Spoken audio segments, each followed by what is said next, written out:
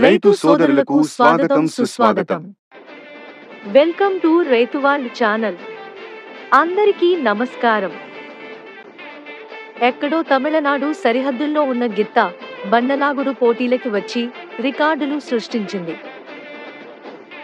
ఒంగోలు జాతి పశుపోషకులు మంగు ఏడుకొండలు గారు మరియు సీనియర్ సారథి అడ్డరోడ్ బాబు గారు కలిసి పందెం గిత్తలను తయారు చేయాలని శోధిస్తున్న తరుణంలో తమిళనాడు సరిహద్దుల్లో చెరుకు బండితోలుతూ కనిపించింది. అక్కడి నుంచి తీసుకుని వచ్చి పందెం గిత్తగా తయారు చేశారు. ప్రస్తుతం సబ్ జూనియర్ విభాగంలో బోరెడ్డి కేశవరెడ్డి గారి దగ్గర ఉంది.